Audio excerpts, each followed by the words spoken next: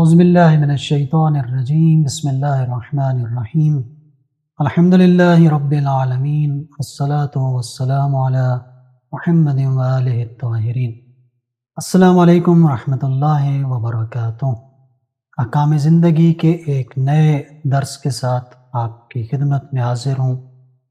آج ہم جس موضوع کا آج انتخاب کیا ہے وہ ہے تیمم، اور اس لیے اس سبق کو جو عنوان دیا گیا ہے وہ ہے سفر شوق اور آزمائش کی گھڑی۔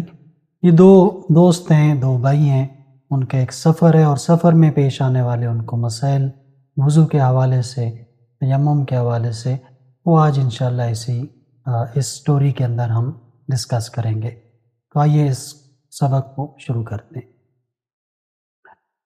سورج پہاڑوں کی اوٹ میں چھپنے کو تھا اور فضا میں شام کے سائے گہرے ہو رہے تھے۔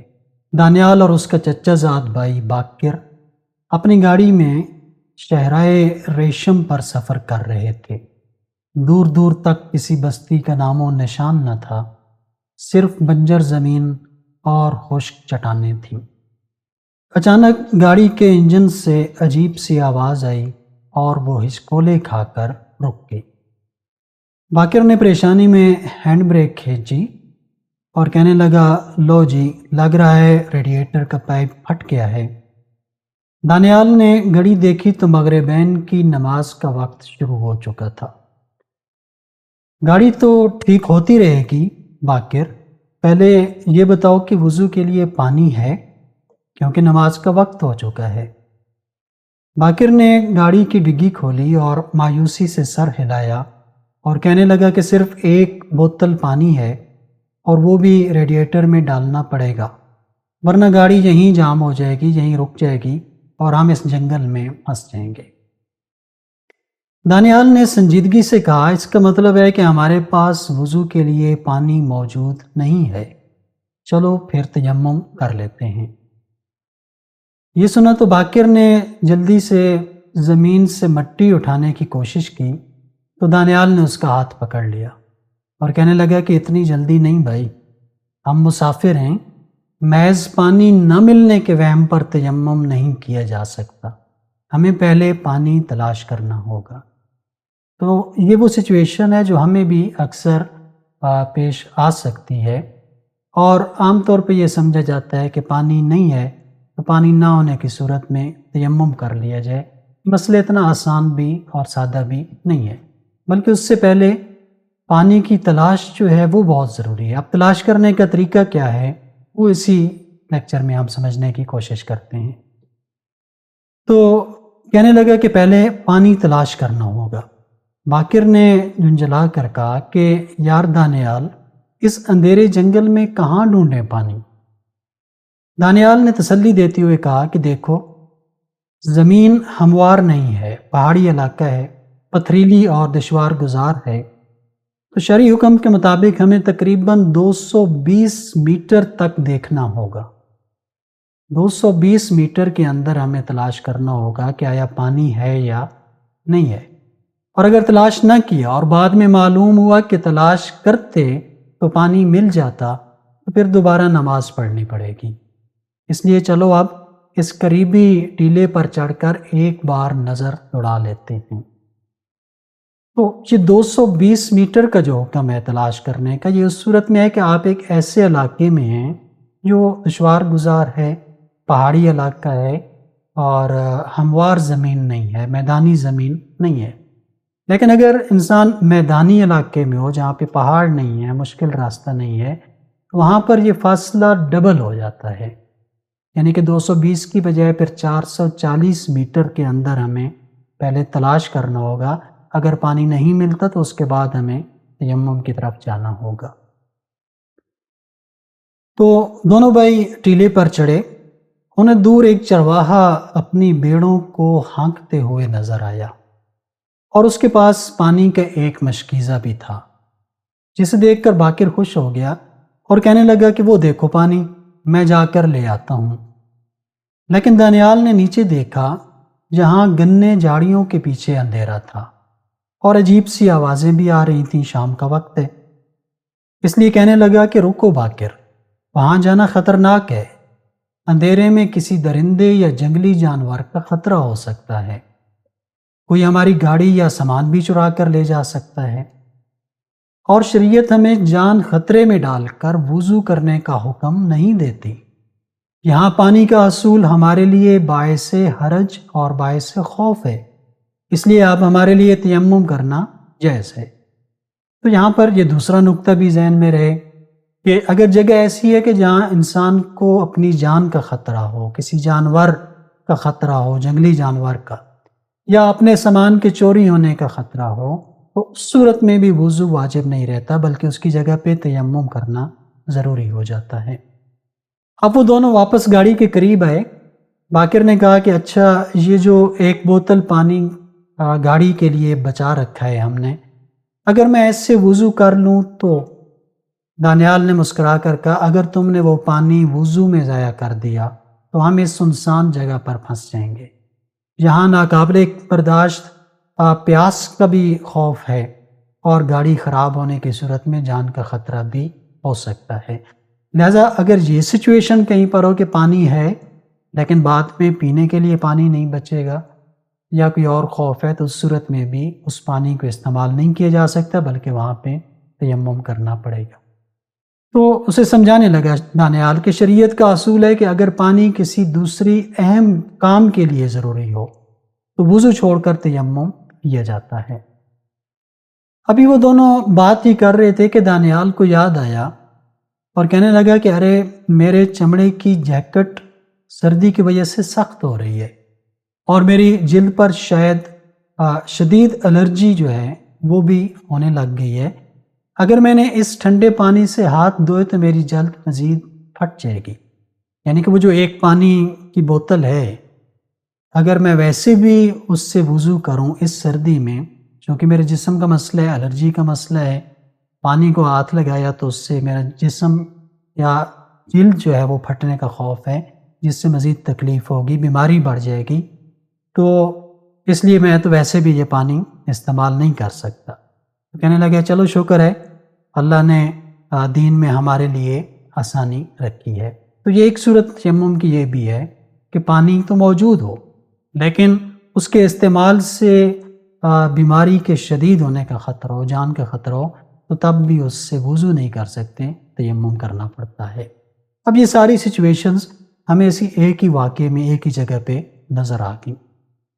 اب باقر نے گھڑی دیکھی اور کافی ٹائم گزر چکا تھا، تو کہنے لگا دانیال، باتوں باتوں میں اتنا وقت رہ گیا ہے کہ اگر ہم پانی لینے کے لیے اس چرواہے کے پاس جاتے ہیں تو واپس آتے آتے نماز کا وقت ہی نکل جائے گا، کیونکہ کافی فاصلے پر ہے اور جگہ بھی ایسی ہے کہ ہمیں اس پہاڑی سے نیچے اتر کے جانا پڑے گا، اور واپسی پہ بھی کافی ٹائم لگ جائے گا، ہمارے پاس نماز کے لیے وقت بھی نہیں بچے گا۔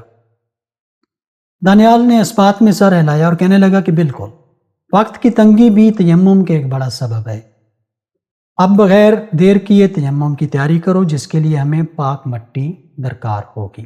تو یہاں پر ایک اور صورت بھی ہمارے سامنے آئی کہ اگر وقت تنگ ہے، پانی تو موجود ہے لیکن اس کے حصول کے لیے وضو کرنے تک اور نماز پڑھنے تک وقت کم ہو، نماز قضا ہونے کا ڈر ہو، اس صورت میں بھی تیمم کیا جائے گا۔ تو باقر نے ادھر ادھر دیکھا مٹی کے لیے، اور چٹان کے پاس جمع خالص خشک مٹی کی طرف اشارہ کیا اور کہنے لگا کہ اچھا، وہ سامنے والی مٹی بالکل صاف اور پاک لگ رہی ہے۔ تو جس مٹی سے تیمم کرنا ہے، ایک تو وہ پاک ہو اور وہ صاف ہونی چاہیے، اس میں آئل کی آمیزش نہ ہو یا دیگر چیزوں کی آمیزش نہ ہو۔ دانیال نے کہا ہاں، وہ بالکل ٹھیک ہے، لیکن تیمم شروع کرنے سے پہلے اپنی انگلی سے وہ سونے کی انگوٹھی، جو کہ ویسے مرد کے لیے حرام ہے، اور کلائی سے گھڑی اتار دو، کیونکہ پیشانی اور ہاتھوں کی پشت پر کوئی بھی ایسی چیز نہ ہو جو مٹی پہنچنے میں رکاوٹ ہو۔ جس طرح وضو کے مسائل میں ہم نے ڈسکس کیا تھا کہ اعضائے وضو پہ اگر کوئی چیز موجود ہے، کوئی رکاوٹ موجود ہے، تو اس کو پہلے ہٹانا ضروری ہوتا ہے۔ اسی طرح اعضائے تیمم پہ اگر کوئی چیز موجود ہے تو اس کو ہٹانا بھی ضروری ہے، لہذا اس لیے کہا کہ اپنی انگوٹھی اور گھڑی اتار دو۔ باقر نے جلدی سے اپنی گھڑی اور انگوٹھی اتار کر جیب میں رکھی اور اپنے ہاتھ جھاڑے پھر اس نے ایک نیا سوال اٹھایا، کہنے لگا دانیال جہاں تو چلو خشک مٹی مل گئی ہے، اگر فرض کرو ہم کسی ایسی پہاڑی پر ہوتے جہاں مٹی نہ ہوتی، صرف ننگی چٹانیں یا پتھر ہوتے، تب ہم کیا کرتے؟ یہ سوال اہم تھا۔ تو دانیال نے مسکرا کر چٹان پر ہاتھ رکھتے ہوئے کہا کہ بہت اچھا سوال ہے، اگر خالص مٹی نہ ملے تو زمین کی جنس سے ہونے والی دیگر اشیاء پر بھی تیمم کرنا جائز ہے، یعنی کہ ایسی چیزیں، پتھر ہے، چٹان ہے، جس کو زمین ہی شمار کیا جاتا ہے، زمین کی جنس شمار کیا جاتا ہے، تو اس پر بھی تیمم کیا جا سکتا ہے۔ تم اس صاف چٹان پر یا پتھر پر بھی ہاتھ مار کر تیمم کر سکتے ہو، یہاں تک کہ اگر مٹی یا پتھر کچھ بھی نہ ہو اور صرف کوئی گرد آلود کپڑا ہو یا قالین ہو جس پر دھول جمی ہو، تو اس کی غبار سے اس کے دھول پر بھی تیمم کیا جا سکتا ہے۔ باقر نے حیرت سے پوچھا، اگر کسی کے پاس نہ پانی ہو، نہ مٹی ہو، نہ پتھر ہو، اور نہ ہی کوئی غبار والی چیز ہو، نہ کوئی کپڑا، نہ کوئی قالین ہو، کچھ بھی نہ ہو جس سے تیمم کیا جائے، یعنی وہ بالکل خالی ہاتھ ہو، تو اس صورت میں کیا کیا جائے؟ تو دانیال نے جواب دیا کہ ایسے انسان کو فقہ میں فاقد الطہور کہا جاتا ہے، یعنی کہ ایسی چیز کہ جس سے وہ نہ تو وضو کر سکتا ہے، نہ ہی پانی، نہ اس کے پاس پانی ہے جس سے وضو کر سکتا ہو، کچھ بھی اس کے پاس نہ ہو، فاقد الطہور ہو، تو اس صورت میں وقت کے اندر تو اس پر نماز واجب نہیں رہتی، لیکن احتیاط مستحب یہ ہے کہ وہ وقت کے اندر بغیر وضو اور بغیر تیمم کے ہی نماز پڑھ لے اور بعد میں اس کی قضا بھی کرے۔ مگر شکر ہے ہمارے پاس اللہ تعالیٰ کی زمین اور پاک مٹی موجود ہے، چلو ہم جا کے ابھی تیمم کرتے ہیں۔ باقر نے سب سے پہلے دائیں ہاتھ مٹی پر مارا اور پھر بائیں ہاتھ۔ یہ دیکھ کر دانیال نے فوراً روکا کہ نہیں باقر، یہ الگ الگ نہیں، بلکہ احتیاط واجب کی بنا پر دونوں ہاتھوں کی ہتھیلیاں ایک ساتھ ایک ہی وقت میں مٹی پر مارنی یا رکھنی چاہیے، یعنی کہ پہلے دایاں ہاتھ مٹی پہ رکھا جائے اور پھر بایاں رکھا جائے، بلکہ دونوں کو ایک ساتھ مٹی کے اوپر رکھنا ضروری ہے۔ باقر نے معذرت خواہانہ انداز میں مسکرا کر دونوں ہتھیلیاں ایک ساتھ مٹی پر ماریں۔ دانیال نے دیکھا کہ باقر کی ہتھیلی کے ایک حصے پر پٹی بھی بندھی ہوئی تھی، شاید اسے کل چوٹ آئی تھی اور اس لیے وہاں پہ اس نے پٹی باندھی ہوئی تھی۔ تو دانیال نے وضاحت کی کہ باقر، چونکہ تمہارے ہاتھ پر ہتھیلی پر پٹی ہے، یعنی جبیرہ ہے جس کا تذکرہ ہم پہلے کر رہے ہیں، جسے تم اتار نہیں سکتے، چونکہ زخم ایسا ہے جس کے اوپر پٹی لگی ہوئی ہے، اس کو اتارنا اس زخم کے لیے نقصان دہ ہے، اب تم اسے اتار بھی نہیں سکتے ہو، اس لیے اسی پٹی کے اوپر سے ہی مٹی پر ہاتھ رکھ دو، یہ بالکل صحیح ہوگا۔ اور ہاں، تیمم کے لیے ایک ہی بار ہاتھ مارنا کافی ہے، لازمی نہیں ہے کہ انسان بار بار مٹی پہ ہاتھ مارے، ایک ہی دفعہ مارنا کافی ہو جائے گا۔ باقر نے اب دونوں ہاتھ اٹھائے اور پیشانی پر رکھے، وہ اپنی انگلیوں کے پوروں سے ماتھے کو ملنے لگا، یعنی کہ دونوں ہاتھ اٹھائے اور یہ انگلیوں کے جو پورے ہوتے ہیں اس سے وہ جب ملنے لگا، اس سے ظاہراً یہی لگ رہا ہے کہ باقر کو مکمل تیمم کا طریقہ نہیں معلوم، اس وجہ سے دانیال اس کی مسلسل رہنمائی کر رہا ہے۔ دانیال نے اس کا ہاتھ پکڑ کر درست پوزیشن پر لاتے ہوئے کہا کہ باقر، ایک اہم بات کا خیال رکھو، مسح صرف انگلیوں سے نہیں کرنا، یعنی کہ جو دونوں ہاتھ مٹی پہ مارنے ہیں اس کے بعد پیشانی کا مسح کرنا ہے تو وہ انگلیوں سے نہیں ہوگا، بلکہ تمہاری پوری ہتھیلی کا باطن ماتھے پر لگنا چاہیے۔ یہ جو حصہ ہوتا ہے ہتھیلی کا، یہ جو باطن ہوتا ہے، اس کا پیشانی کے اوپر لگنا ضروری ہے۔ اپنے دونوں ہاتھوں کو اس طرح پھیلاؤ کہ ہتھیلی کا کوئی حصہ ماتھے سے الگ نہ رہے، یہ پوری ہتھیلی جو ہے یہ ماتھے کے اوپر ٹک جائے اور دوسری سائڈ پر دوسری ہتھیلی وہ ایک ہی ہو، اور جس پر مسح کر رہے ہو اس عضو کا ساکن ہونا بھی ضروری ہے۔ اب یہاں پہ اس ہاتھ کو تو حرکت دینی ہے ہم نے، لیکن پیشانی کو حرکت نہیں دے سکتے، جس طرح کہ وضو میں بھی ہم نے بات کی تھی مسح کے اندر کہ مسح کرتے ہوئے سر کو نہیں ہلانا بلکہ اس ہاتھ کو ہلانا ہوتا ہے، اسی طرح یہاں پر بھی جس عضو کے اوپر تیمم کر رہے ہیں اس عضو کو حرکت نہیں دینی ہے، اس کو ساکن رکھنا ہے، ہاں ہاتھ کو حرکت جو ہے وہ دینی ہے۔